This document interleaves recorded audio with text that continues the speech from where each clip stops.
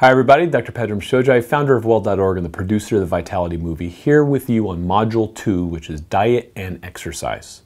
The reason we want to break this down and really look at it is because the way we generate vitality has a lot to do with A, the input of energy into our body, how we process that food to make it energy that's usable, and then B, how we use it in our bodies. Okay, so let's get into diet. Let's really jump into it because diet's, how do I say this?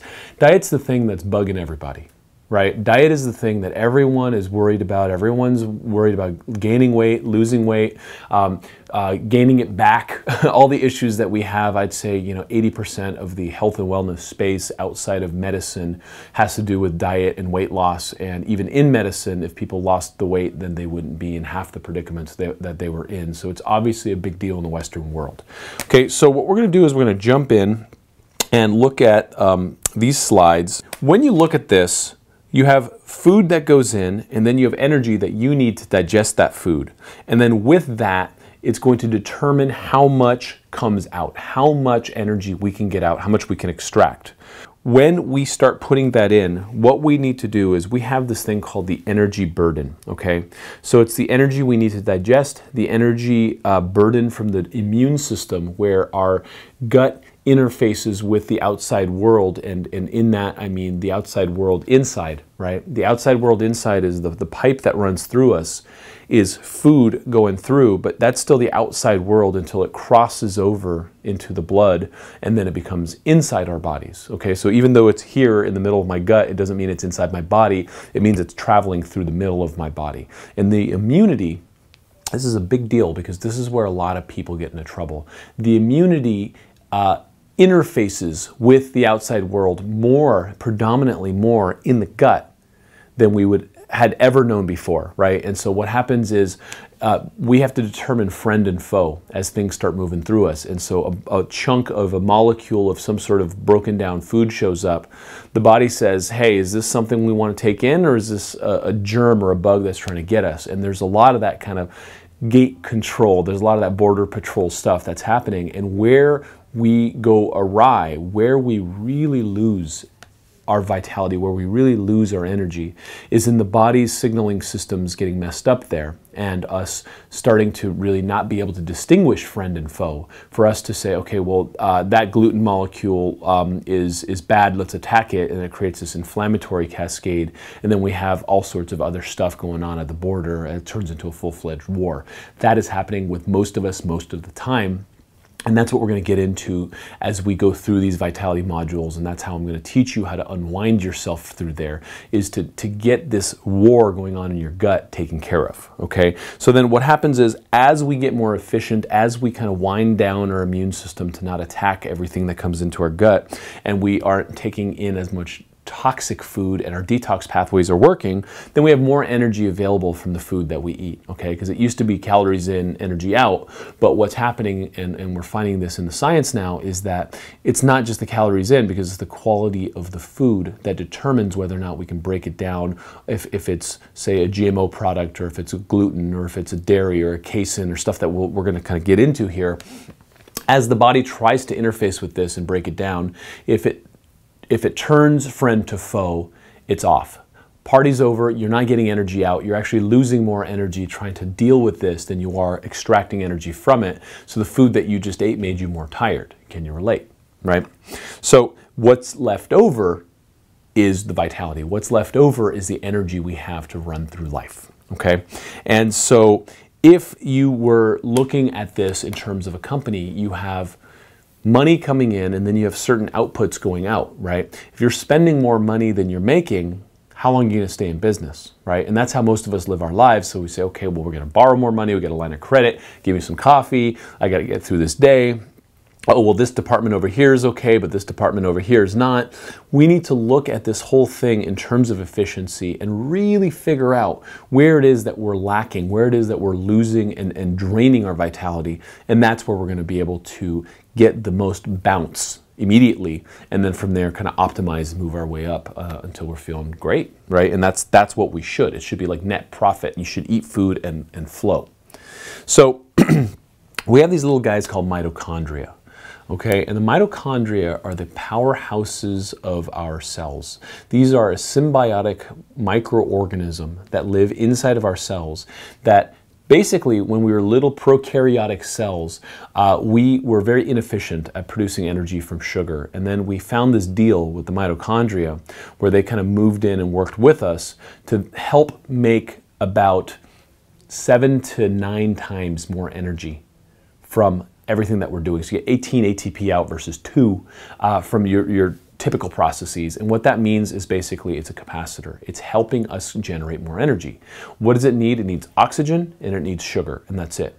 Now, oxygen comes in very much into this argument when we start talking about the exercise and what oxygenation does for us. But the mitochondria are a big piece of what we're doing, because as we become more efficient at extracting energy from food, we start to do things to enhance the output of these mitochondria. We want bigger, healthier, more robust, happier mitochondria helping us produce more energy. As we get more energy, we feel better, we have more energy for our mood, we have more energy for our career, we start doing better in life, we have energy to go out there and throw the football with the kid when you come home from work, instead of saying, go find the TV and babysit yourself. Right? And so all of these things happen as we have more vitality. Now, we constantly hear about, these things called proteins, carbs, and fats, and what to do about it. We get into this very deeply into the Vitality program, and we really talk about what to do and how to do it. But as a primer on this, it's absolutely critically important to understand that if you're taking proteins from animals that have not been fed in a healthy fashion, farm-raised animals, you're taking in all kinds of toxins, you're taking in a burden that your body then has to deal with, and it becomes a very big challenge. So grass-fed versus corn-fed, big deal. Okay, a grass-fed cow has more omega-3 than fish. And so when we start talking about, well, you shouldn't eat this or you shouldn't eat that, first just go back to the raw constituents and say, okay, what does cow look like? What was cow before we started doing all the things we do to cows? And that becomes a very big issue, okay? So why do we need more protein? Because protein builds muscle. Okay, and muscle is very dense in mitochondria, and what we want is more mitochondria, because then that starts becoming a better conduit for the energy that we eat. So that, I have basketball players that I've treated clinically, lots of athletes that I've been with in my, kind of clinical life. And, this guy could sit down and eat 9 cheeseburgers and he's fine because his metabolism's revving, right? And so how do you get your metabolism to rev is to get enough protein intake to build lean body muscle mass, and then that is constantly burning energy for you. You're full of energy, you're full of life, and you're not storing energy in the form of fat, which is what happens with most of us in kind of the real world, because we're not efficient enough at moving our bodies and we're not eating the right quantities of stuff. So protein is absolutely critical. I am a fan of shakes. Look, if you could go gold standard and you could eat grass-fed cow and or very well balanced legumes with your essential amino acids, if you're a vegetarian, or if you're getting wild-caught fish, that's awesome. Most people have a hard time getting enough protein in, especially for breakfast, so I definitely like a protein shake in the morning. I like vegetable-based protein. A lot of people have problems with whey. Yes, it's cheaper, but there's people that have issues with gut inflammation around that, and we don't want that. Okay. From there, we jump into carbohydrates, which have been kind of demonized. Not all carbs are bad. We do need carbs because carb gives us energy. But the problem is you should start having your carbs early in the day. You don't want to have refined. You want to have whole grains if you're going to have them. If you have a gluten sensitivity, you're done. Right? You can't do it. One of the things that we look at in terms of how carbs work is that the carbs give us the readily available energy very quickly. The problem is we get too much energy in our modern food, and that ends up giving us this quagmire where we say, well, we don't know what to do with all this, but it's good stuff, so we store it as fat. Right? And so what we're going to do in the next couple modules is really kind of teach you how to avoid those types of dips. But the first thing is breakfast, go big. Lunch, go easy. Dinner, light, light, light, light, okay? If you're gonna have carbs, I would say breakfast is a time to kind of get some in, balanced with proteins and fats, so that you have the energy to get through your day. And we're gonna, this is all kind of built into your resource guide, so we'll get you through this. But what we really want to avoid is glycemic spikes. We don't want to go up and down too high in this carbohydrate roller coaster, because that's where the body then comes in, has to deal with it with insulin. That's where we get pre-diabetic. That's where all of these problems come up.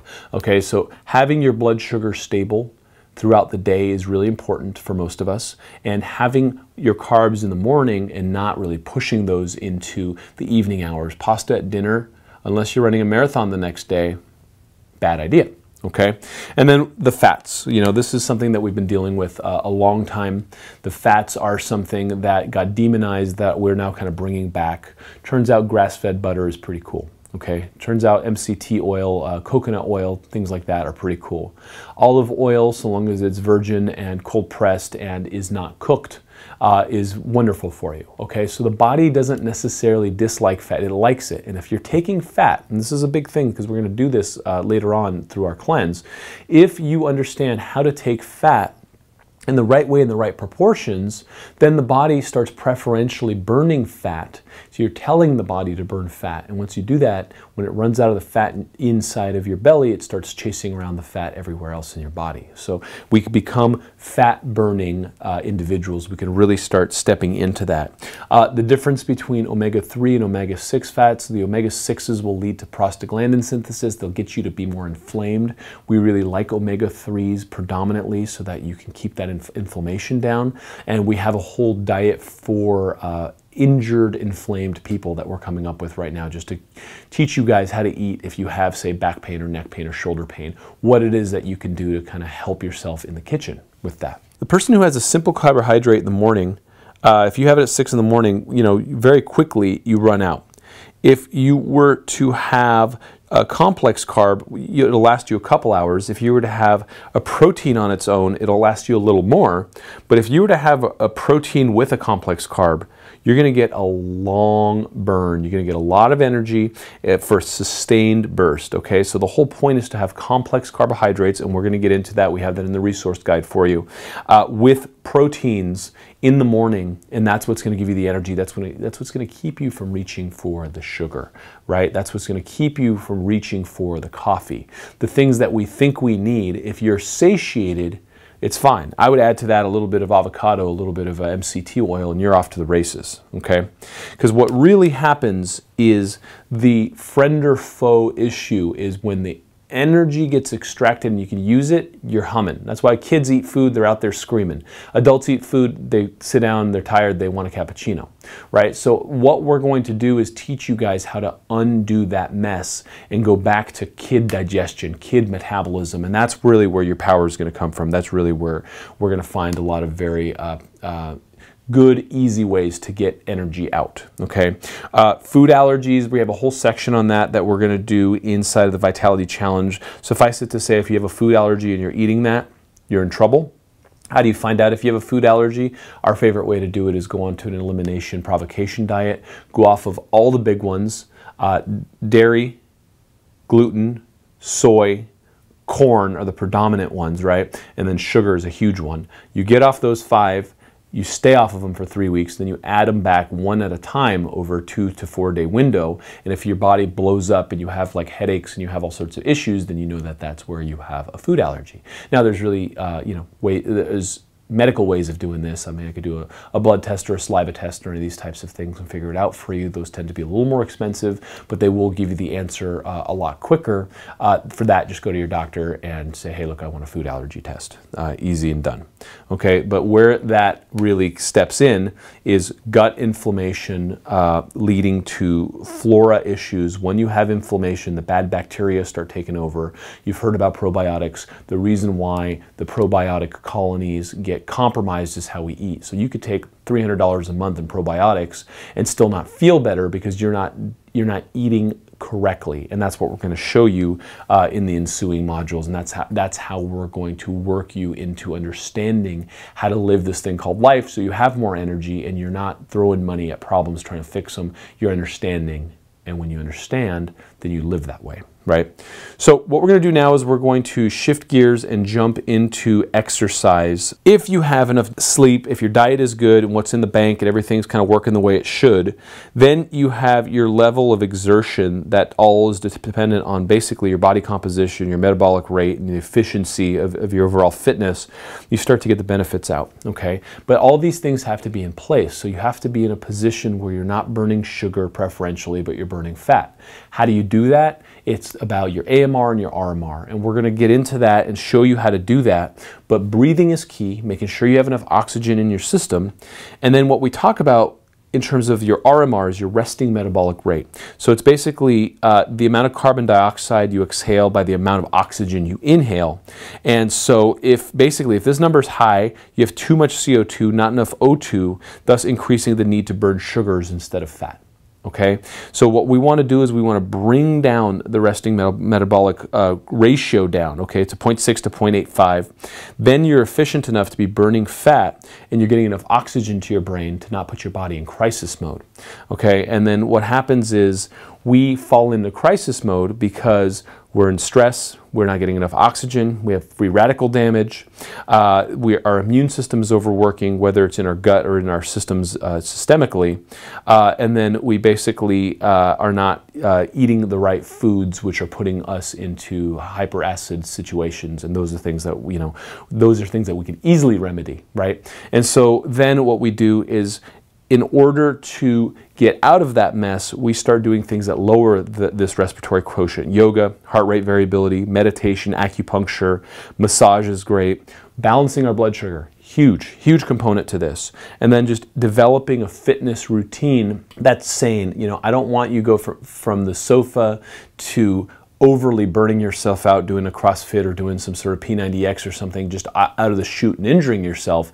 That's not useful. So what we want you to do is start staging your way up, and as we do that, then you'll have a healthy metabolic burn that'll constantly be burning fat, and you're not adding fuel to the fire because we've gotten your diet under control, and that's really how we win the game.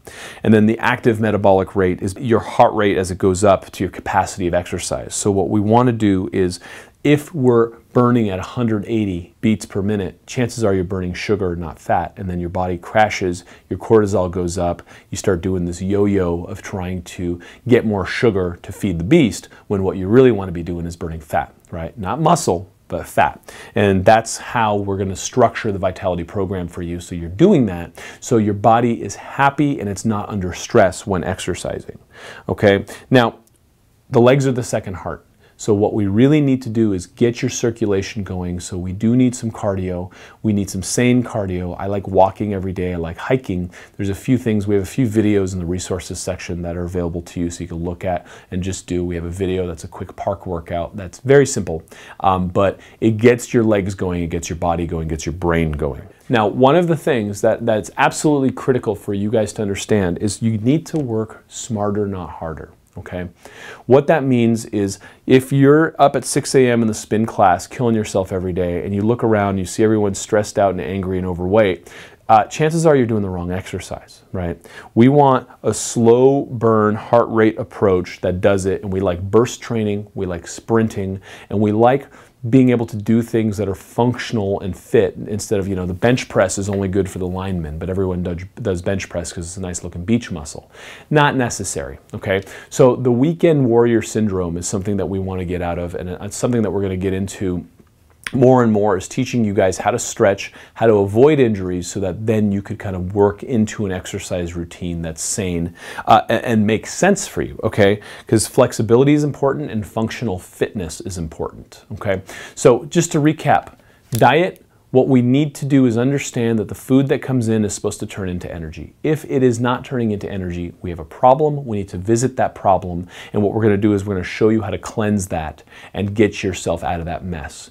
For exercise, you want to have your heart rate somewhere in the 120 to 140 range for most people, and do long burning stuff. I like walks, I like pedometers, I like functional fitness, and then sprint. And then do things to get your body bursting and panting and panting and panting, and then resting, because that pushes you in and out of your comfort zone while still burning more fat than sugar and muscle. Okay, in the next module, we're going to get into sleep and we're going to get into mindset. And again, I'm giving you guys a quick primer in the world of vitality. I mean, this is a 3-day seminar that we do, and we jump into all of this stuff, and we're trying to give you the essential nuts here so that you understand how to think about health, so as you jump into it, you are clear, you're focused, you get the results that you want instead of failing over and over again and then going from one program to another wondering why nothing works for you. It's because no one's actually explained it to you so you can understand how to do it correctly. What we want to do is teach you how to live life with vitality so that you're thriving all the way through. I'll see you in the next module.